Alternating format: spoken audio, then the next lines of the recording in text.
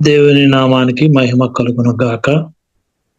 చేరిన ప్రియులందరికీ, పాస్టర్ గారికి, వారి కుటుంబానికి దేవుడు తన కృపలతో అత్యధికమైన మేళ్లతో నింపి నడిపించును గాక. ఇదన్నీ ప్రియులారా, మొదటి రాజుల గ్రంథము 1వ అధ్యాయాన్ని మనం ధ్యానం చేయాలని దేవుని చిత్తమై ఉంది. బైబిల్లో ఉన్న వారి దయతో తెరిచి ఉంచుకోండి. మొదటి రాజుల గ్రంథము 1వ అధ్యాయం. దీనిలో మనకి ఇంచుమించు 53 వచనాలు ఉన్నాయి. 53 వచనాలు. ఈ 1వ అధ్యాయం తాలూకా సంక్షిప్తముగా 3 భాగాలు చేసుకోవచ్చు. 1వ అధ్యాయాన్ని మనం ఒకటి దావీదు చివరి దినాలు, తర్వాత 2వది అదోనియా రాజు కావడానికి ప్రయత్నించడం, 3వది దేవుడు మరియు అటువంటి దావీదు ఎన్నిక చేసింది సొలొమోను రాజుగా చేయాలని. ఈ 3 అంశాలు దీనిలో ఉన్నాయి. మనం కొంచెం ఆధ్యాత్మిక లోతుల్లోనికి వెళ్ళి జ్ఞానపూర్వకంగా ఆలోచించినట్లయితే మనకి కొన్ని సత్యాలు దీనిలో మనకు బయలుపడతాయి. మన ప్రభువు మనకందరికీ తెలుసు. ఆయన రాజులకు రాజు, ప్రభువులకు ప్రభువు. ఆయన వేరే రాజులని తన ప్రజల వరకు పెట్టాలనే ఉద్దేశం నిజానికి లేదు. ఎందుకంటే నేనే రాజులకు రాజుని, ప్రభువులకు ప్రభువుని, మీకన్నీ నేను సమకూర్చగలను, మిమ్మల్ని క్షేమంగా ఉంచగలను, మిమ్మల్ని నడిపించగలను, మిమ్మల్ని కాపాడగలను, మిమ్మల్ని ఆదుకోగలను, మీ అపాయము రాకుండా నేను చూసుకోగలను అనేటటువంటి భరోసా ఇవ్వగలిగినటువంటి మన ప్రభువు రాజులు కావాలని ఎంతో ఒత్తిడి చేశారు. ఇశ్రాయేలు ప్రజలు చరిత్ర మనం చూస్తే ఎంతో ఒత్తిడి చేశారు.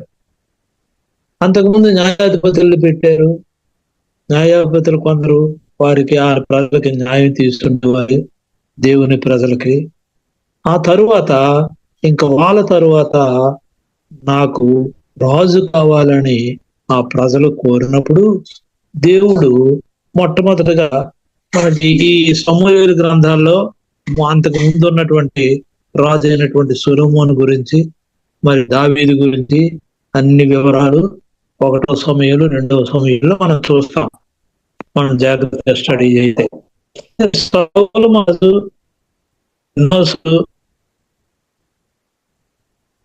వరకు దేవుని గురించి ఒక్కొక్కసారి ఆత్మపూర్ణమైనప్పుడు, ఇంకొకసారి ఏమో మరి అన్ని రకమైనటువంటి దురాత్మతో ఆవరించబడడం మనం చూస్తాం. ఆ దావీదుని గొల్యాతు నుంచి చంపిన తర్వాత జరిగిన సంగతి కూడా మనకు తెలుసు. ఇదైన తర్వాత అతని కుమార్తెనిచ్చి పెళ్లి చేస్తాడు. అంతవరకు బాగానే ఉంది.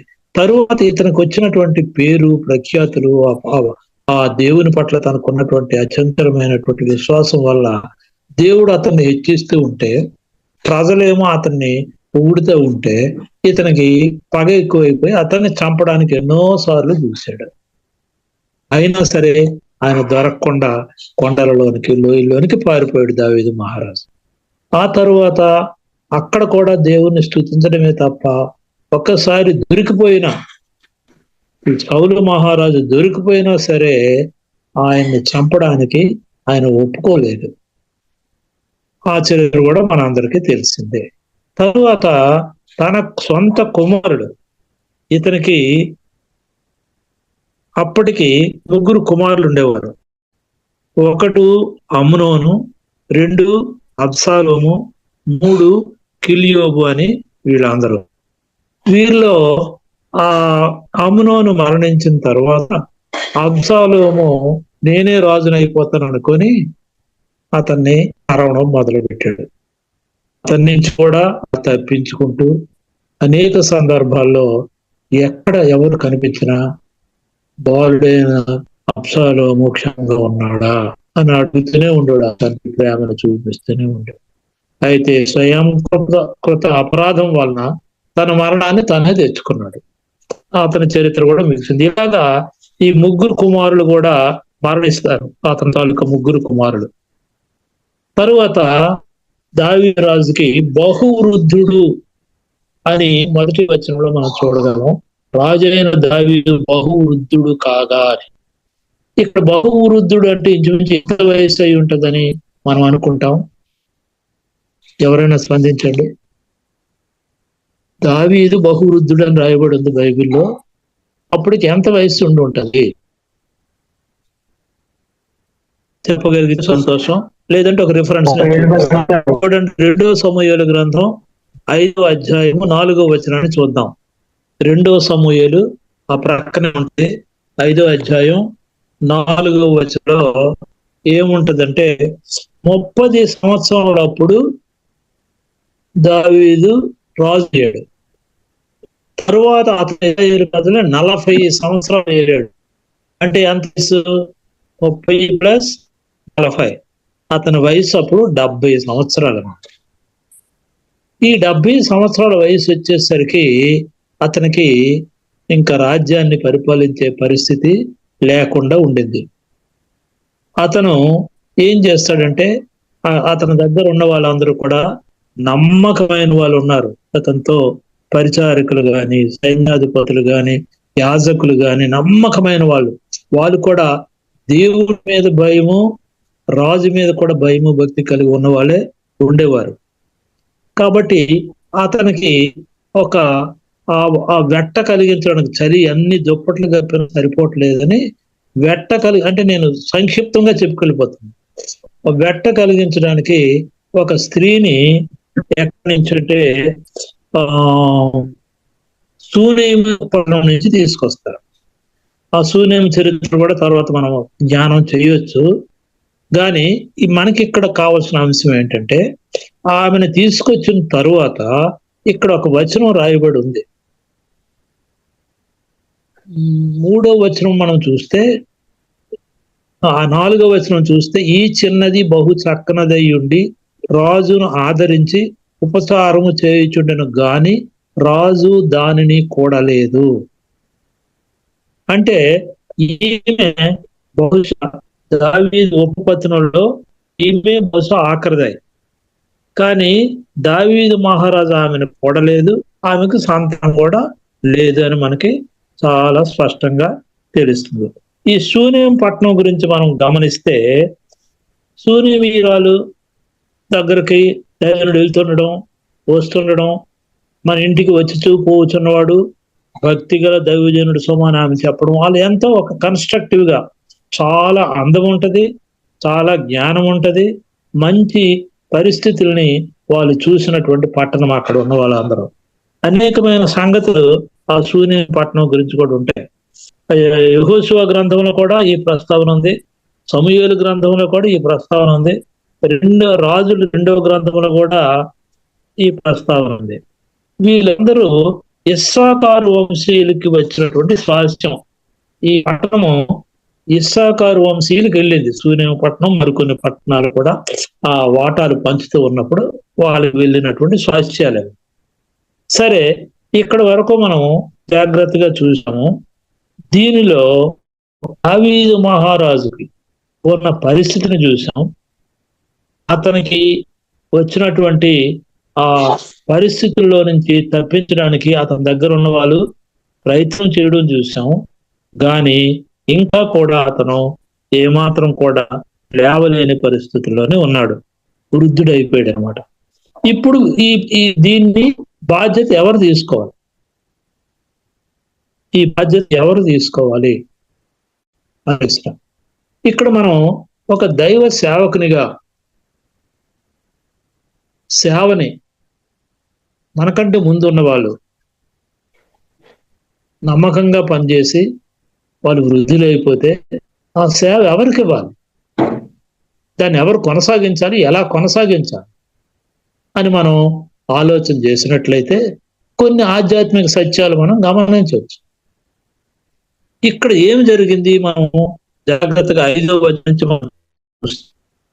అక్కడ ఆదోనియా అనేటటువంటి దావీదు మహారాజు 4వ కుమారుడు. అతను మొదటి ఆ ముగ్గురు పేర్లు చెప్పాను, అమ్నోను, అబ్షాలోము, కిల్యోబు, వీళ్ళందరూ మరణించేశారు.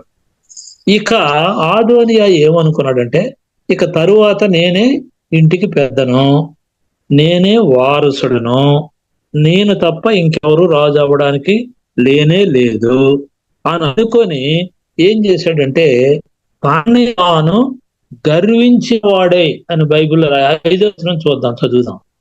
5వ వచనం, హగ్గీతు కుమారుడైన ఆదోనియా వాడే. ఇది అండర్లైన్ చేసుకోండి ఈ పదాన్ని. హగ్గీత్ అనేది ఆమె తల్లి, అంటే ఈ ఆదోనియా తాలూకు తల్లి. ఈ తల్లి ఆ కుమారుడిని ఎలాగ పెంచిందో, ఏం చేసిందో, చాలా అందగాడు ఆదోనియా, చాలా అందమైన వాడు.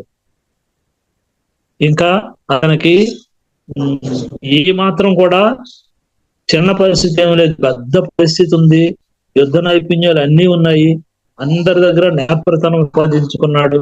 నేనే రాజును అనుకొని మొదటి నుంచి ఆ గర్వంతో పెరిగినటువంటి పరిస్థితులు అతనికి ఉన్నాయి, కనబడుతూ ఉన్నాయి అక్కడ. ఇంకా 10వ వచనం దగ్గరకు వచ్చేసరికి ఇక ఈ బత్షెబ కుమారుడైన సొలొమోను, తర్వాత ఈ రాజు ఎక్కడ ఎవరిని ముందు చేసేస్తాడు అనేటువంటి ఒక భయం ఉండేదేమో. దేవుని సంకల్పం కోసం ఎదురు చూడకుండా, ఇది మనం అర్థం చేసుకోవాల్సిన విషయం. సేవ విషయంలో కావచ్చు, కుటుంబం విషయంలో కావచ్చు, లేకపోతే ఎక్కడైనా కావచ్చు, ఖచ్చితంగా ప్రతి ఒక్కరు దేవుని సంకల్పానికి ఎదురు చూడాలి. నేటి క్రైస్తవ సమాజం లేక కాపరులు ఏం చేస్తూ ఉంటారు, మనకు అందరికీ తెలిసిన అధికారాన్ని, పదవిని చేజిక్కించుకోవడానికి తమని తాము హెచ్చించుకుంటూ ఉంటారు. నేను అంత వాడును, ఎంత వాడును, నేను అది చేయగలను, ఇది చేయగలను, నా స్థాయి ఇది, నా పరిస్థితి ఇది, కాబట్టి నేనే దీనికి ఈ రకంగా ఉండాలని హెచ్చించుకునే స్థితిలోనే మనం ప్రస్తుత పరిస్థితులను కూడా చూస్తున్నాం. ఆ రోజుల్లో ఈ రాజులైతే మరీ చెప్పక్కర్లేదు. ఇంకా రాజుల వలన ఉపయోగం ఏంటుంది, ఒకరినొకరు చంపుకోవడం, ఒక రాజ్యాన్ని ఇంకొక నాశనం చేసేయడం, తర్వాత అంటే యుద్ధ వినాశనాలు, తర్వాత అంటే మరణాలు, నష్టమే తప్ప దీనివల్ల ఏ లాభము లేదు. కానీ మన ప్రభువు రాజులకు రాజు, ఆయన ఏమంటున్నాడంటే, నేను ప్రభువులకు ప్రభువును, నేను రాజులకు రాజును, మీ కొరకు నేను మీ దగ్గరకే వస్తాను, మీకు కావలసినవని నేను చూస్తాను అని అభయం ఇయ్యగలిగినటువంటి రాజు కావాలి. ఆదోనియా ఏం చేశాడంటే, ఎదురు చూడకుండా దేవుడు ఏం చెప్తాడు, నేను తగునా, నాకు అర్హత ఉందా లేదా అని చూడకుండా ఏం చేశాడంటే, అతనే పూర్తిగా దాన్ని వశం చేసుకొని ఆ సింహాసనం మీద కూర్చోవాలనేటటువంటి పరిస్థితులు తన తాను హెచ్చించుకోవడం అనేది అతనికి తగనినటువంటి పని. అది దేవుడు చెప్పిన పని కాదు.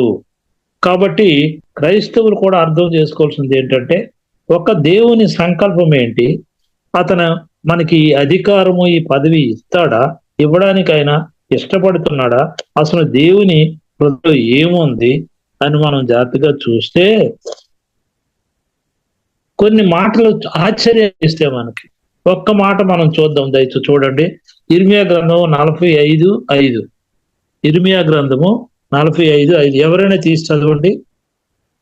ఇర్మియా గ్రంథము 45:5.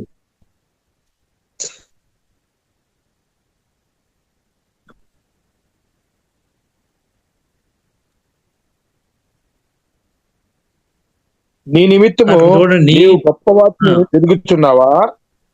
వెతకవద్దు, నేను సర్వశక్తుల మీదకి కీడు రప్పించుచున్నాను. అయితే చాలండి. Thank you. నీ మట్టుకు నీవు, నీ నిమిత్తము నీవు గొప్పవాడిని ఎంచుకుంటున్నావా అని దేవుడే ప్రశ్నిస్తున్నాడు. ఈ దినాన్ని ఈ ప్రశ్న ప్రతి క్రైస్తవుడు, ప్రతి సేవకుడు, ప్రతి విశ్వాసి వేసుకోవాలి. నీ మట్టుగా నీవు గొప్పవాడవని అనుకుంటున్నావు. చాలా రిఫరెన్స్ ఉన్నాయి ఈ వాక్యానికి. మత్తయి 10:38 ఉంటది. తర్వాత మత్తయి 16:24 ఉంటది. మత్తయి 20:25 ఉంటది. నా నిమిత్తము మిమ్మల్ని మీరు తగ్గించుకుంటూ ఉండండి. మిమ్మల్ని మీరు హెచ్చించుకోవడం వల్ల మీరు పొందవలసిన దాన్ని పొందలేరని అక్కడ అన్ని వాక్యాలు చాలా స్పష్టంగా మాట్లాడుతున్నాయి. దేవుని వాక్యం ఫ్రాంక్ మనం మాట్లాడు ఉన్న విషయాన్ని ఉన్నట్లుగా మనం మాట్లాడుకుంటే దేవుని సంకల్పం చొప్పునే జరగాలి తప్ప మనంతట మనముగా ఏమాత్రాన్ని లీడ్ తీసుకోవడానికి వీలు లేదు అని వాక్యం మనకి స్పష్టంగా మాట్లాడుతుంది. అయితే ఈ ఈ ఆదోనియ జీవితంలో ఏం జరిగిందంటే గుర్రాలతో పరిగెడుతుండేవాడు, వెనకన మనుషులు పరిగెట్టిస్తూ ఉండేవాడు. కానీ ఎప్పుడు కూడా తల్లి గాని తండ్రి గాని అతన్ని మందలించలేదు, అడ్డగించిన వారు కాదు. 6వ వచనంలో ఉంటది ఆ పదం. 1 రాజు 6లో ఏమని ఉంటదంటే అతనిని అడ్డగించిన వారు కాదు, నీవు ఈలాగున ఏల చేయుచున్నావని అతని చేత ఎప్పుడు నువ్వు విచారించి అతనికి నొప్పి కలుగ చేయలేదు. అల్లారు ముద్దుగా పెంచేశారు. అక్కడ దెబ్బ కొట్టింది. ఈ అల్లారు ముద్దుగా పెంచడం అనేటటువంటిది ఈ ఈ ఎవరితనో ఆదోనియాకి కలిసి వచ్చింది. ఇంకా నాకు ఎదురు లేదు, నా మాటే, మా అమ్మ ఏమందు, మా నాన్న ఏమండు, అతను రాజైనా ఒకటే, వంటైనా ఒకటే, నేను నా పని చేసుకొని వెళ్ళిపోగలను అని పరిగెత్తడానికి అతను రెడీ అయిపోయాడు. అతను రెడీ అయిపోతూ ఉంటే రాజు దగ్గర ఉన్నటువంటి ప్రముఖ స్థానాల్లో ఉన్నటువంటి వారిని ఒక ఇద్దరిని నడుతాను. చూడండి ఎంతగా పరిస్థితి ఉందో, పదవి కాంక్ష ఎంతగా దిగజారుస్తుందో. రాజు దగ్గర ఉన్న వాళ్ళని అతని వైపు ఇద్దరిని లాక్కుంటాడు. ఆ లాక్కుంటూ ఉంటే రాజు చిన్నప్పుడు గద్దించలేదు, ఇప్పుడు గద్దించడం లేదు, ఏమీ అనలేదు. కాబట్టి పూర్తిగా ఒక గర్విష్ట అయిపోయిన పరిస్థితి మనం చూస్తున్నాం. ఇతను ఎంత చేసినా ఎవరైనా సరే, దావీదు ఏం చేశాడు, తను ఏ విత్తనాలు చల్లాడు, ఇప్పుడు ఆ పంట కొయ్యవలసి వస్తుంది, గద్దించలేదు కదా. మరొకసారి మళ్ళీ ఇలాంటి పనే చేశాడు, అలాంటి విత్తనాలే కోసుకుంటుండే. ఇప్పుడు పిల్లలు పెంచడం అనేటటువంటిది ఒక దివ్యమైనటువంటి అవకాశం. ఆ పరిస్థితుల్లో ఎంతో చక్కగా క్రమములోను క్రమశిక్షణ బెత్తం వాడిన వాడు తన కుమారునికి విరోధి. అలాగని పెద్ద కట్టి తీసి కొట్టిమని కాదు దాని అర్థం. దేవుని భయములో, దేవుని భక్తిలో, దేవుని విశ్వాసములో, దేవుని నమ్మకంలో పిల్లల్ని పెంచవలసిన బాధ్యత తల్లిదండ్రులకి ఉంది. సంఘ కాపరులకి సంఘాన్ని ఆదిగా పెంచవలసినటువంటి బాధ్యత కూడా ఉంటది. ఈ రాజును బట్టి మనం నేర్చుకోవాల్సినటువంటి పాఠం అది. అయితే ఈ పరిస్థితుల్లో ఇలాగా పిల్లల్ని పెంచకపోవడం అనేటటువంటిది ఎంత అనర్థం తీసుకొస్తుందని దయతో అర్థం చేసుకోవాలని నేను కోరుతూ ఉన్నాను. మనం సామెతల గ్రంథం 13వ అధ్యాయం 24వ వచనం చూస్తే చక్కగా అక్కడ రాయబడి ఉంటది. ఏమనంటే పిల్లల గురించి ఎంత చక్కగా మనం వాళ్ళని చూడండి. సామెతలు 16, అబ్రహాం గారు చదవండి సార్. 13:24. 13:24.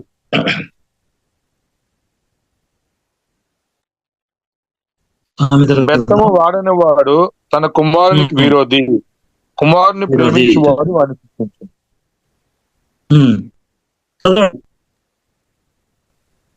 కుమారుని ప్రేమించేవాడు వాడిని శిక్షించు.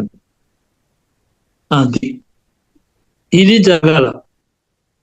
సంఘంలో కూడా వాక్యాన్ని ఖరాఖండిగా చెప్పాలా, ఇలాగ చెయ్యాలి, బైబిల్ ఇదే చెప్తుంది.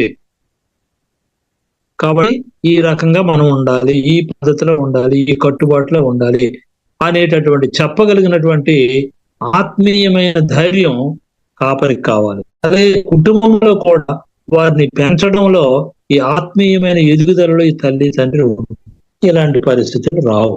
సరే, తర్వాత విషయానికి మనం పెడితే ఇతను ఏం చేశాడంటే యోవాబుని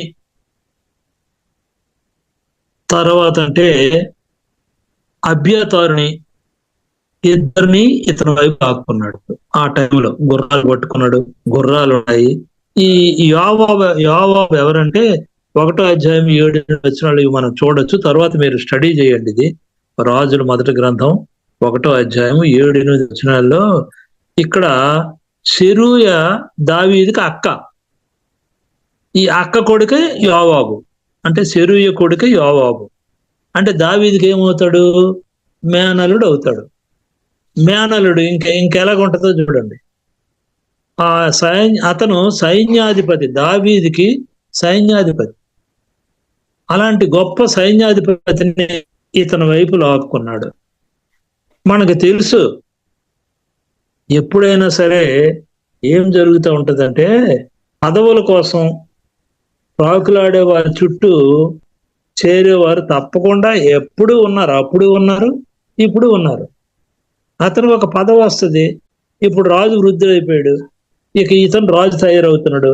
ఆ సైన్యాధ్యక్షుడి పదవి నాదే. సొంత మేనలుడు. చూడండి ఎంత అన్యాయం. రాజుకి స్వయాన మేనలుడు. రాజు చెప్పాడా? దేవుడు చెప్పాడా? దేవుడు అభిషేకించాడా? ఇవేం ఆలోచించలే. అతను ఇతని పక్షం చేరిపోయాడు.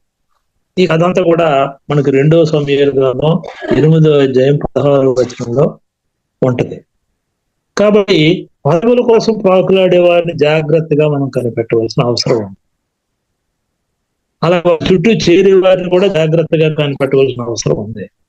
దుష్ట కాలంలో ఉన్న మన రాజ్యాన్ని చూసుకోండి, మన ఇండియాని చూడండి, మన తెలుగు రాష్ట్రాన్ని చూడండి. పరిపాలకుల్లో ఎంత దుష్టత్వం ఏలుబడి చేస్తుందో, వాళ్ళకి చేరిన వారు ఎలాగున్నారో గమనించండి. అంటే ఈ పరిస్థితుల్లో ఎలాగా దేవునికి అనుకూలమైన పరిస్థితులు వస్తాయి, ప్రజలకు అనుకూలమైన పరిస్థితులు వస్తాయి, మనం ఎలా చేస్తాం అని ఇవన్నీ మనం ఆలోచించుకోవాల్సినటువంటి అవసరం ఎంతైనా ఉంది. తర్వాత రెండవది బెనాయాని తీసుకున్నాడు. అబ్యాతారుని తీసుకున్నాడు. ఈ అబ్యాతారు ఏం చేస్తాడంటే యాజకుడు, దావీదుకి చాలా సన్నిహితమైన మిత్రుడు. అలాంటి వాడిని తీసుకుంటాడు. ఇద్దరు అంటే అభిషేకానికి యాజకుడు ఉన్నాడు, సైన్యం నడపడానికి సైన్యాధిపతి ఉన్నాడు. ఇతని దగ్గర గోళాలు ఉన్నాయి, ఇతని దగ్గర సైన్యం అయితే లేదు. ఈ సైన్యం అంతా దావీదు చేతిలోనే ఉంది. కానీ సైన్యాధిపతి ఉన్నాడు, గుర్రలు ఉన్నాయి, రథాలు ఉన్నాయి, ఇవన్నీ ఉన్నాయని చెప్పి రాజుగా అభిషేకించుకోవడానికి తయారైపోయి వెళ్ళిపోతాడు అంతే. ఇక బెనాయ దావీదు దేహ సంరక్షక దళానికి అతని నాయకుడు. దావీదుని అతని దేహాన్ని సంరక్షించడానికి అతని నాయకుడు. అంటే ఎవరైతే విదేశీ సైన్యం అయితే ఉంటుందో ఆ సైన్యానికి జీతాలు ఇస్తూ ఒక సైన్యాన్ని వేరే పోషిస్తారు. ఆ సైన్యానికి చాలా నమ్మకంగా ఉన్నవాడు బెనాయ. అలాగే యాజకుడైన సాదోకు, ఇతడు యాజకుడు, చాలా దావీదుకి నమ్మకస్తుడు. వీళ్ళు మాత్రం అతని వైపుగా పోలే. నాతాను అతని వైపుగా పోలే. వీళ్ళందరూ కూడా ఇంకా దావీదు వైపే ఉన్నారు. సరే, ఇక్కడ ఇది జరిగిన తరువాత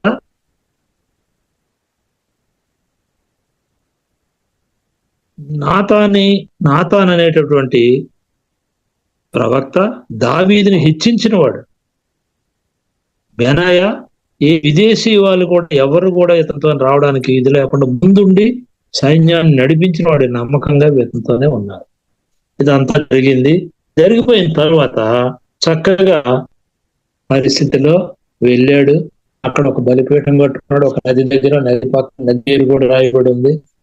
చక్కగా ఇక పాటలు, తర్వాత అంటే పెద్ద పెద్ద పండగ ఉత్సవం జరిగిపోతుంది. ఇక పట్టాభిషేకం అయిపోవడానికి రెడీ అయిపోయింది, అంతా జరుగుతుంది.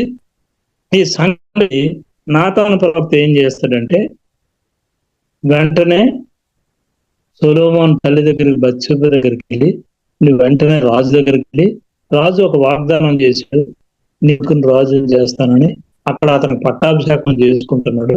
రాజు దగ్గరికి వెళ్ళి చెప్తారు. త్వరగా వెళ్తారు, చెప్తారు, వీళ్ళిద్దరు కూడా వెళ్తారు, రాజుతో మాట్లాడతారు.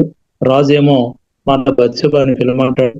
నేను నీ కొడుకుని రాజు చేస్తాను వాగ్దానం చేశాను, అతనే ఇశ్రాయేలుకి రాజు అవుతాడు అని చెప్పి ఈ ప్రవక్తని, ఈ సైన్యాధిపతిని పిలిచి, మీరు ఇప్పుడు వెంటనే వెళ్ళి ఇతన్ని అభిషేకించి సో ఈ ఇశ్రాయేల్ రాజ్యానికి రాజును చేయండి. ఇంకా ఆధుని ఇంకా సింహాసనం ఎక్కలేదు. అయితే అతని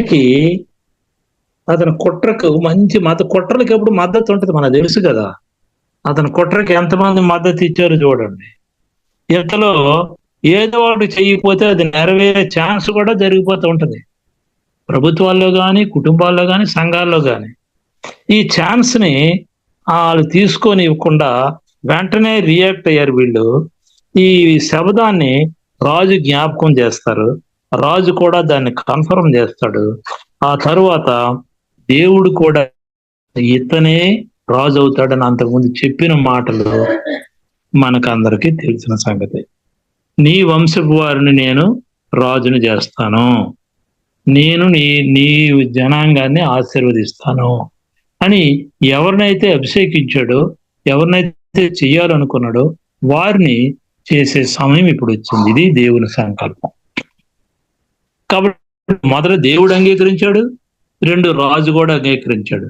యాజకుడు ఉన్నాడు, సైన్యాధిపతి సైన్యముతో ఉన్నాడు.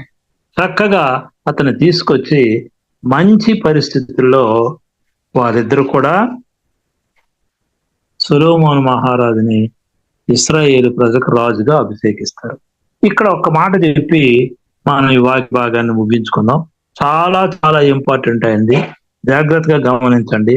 ఇక్కడ ఏమవుతుందంటే 36వ వచనం మనం చూద్దాం. బెనాయా పలుకున పలుకులు చూడండి. ఆ 36వ వచనం చదివి మనం ముగించుదాం. బెనాయా పలుకున రాజు రాజు చెయ్యమని అతను చెప్తాడు. చెప్పిన తర్వాత అక్కడ ఒక మాట బెనాయా అనేటటువంటి సైన్యాధిపతి అతను మాట్లాడతాడు. ఏమని చూడండి. అందుకు యెహోయాదా కుమారుడైన బెనాయా రాజునకు ప్రత్యుత్తరముగా ఇట్లా నేను అలాగూ జరుగును గాక, నా ఏలినవాడును. ఆగండి, మళ్ళీ కంటిన్యూ చేద్దరు పాస్టర్ గారు, మళ్ళీ కంటిన్యూ చేద్దరు. అక్కడ ఆగండి. అలాగూ జరుగును పలికాడు. ఎవరు? సైన్యాధిపతి. ఎంత నమ్మకం ఉండాలి ఈ పలుకులు పలకడానికి. రెండోది ఏం పలుకుడు? నా ఏలినవాడవును రాజువు నీ దేవుడైన యెహోవా ఆ మాట స్థిరపరచును గాక. ఏ మాట? దావీదు మహారాజు ఏ మాట అయితే చెప్పాడో ఆ మాట నెరవేరును గాక. రెండు విషయాలు గట్టిగా చెప్తున్నాడు.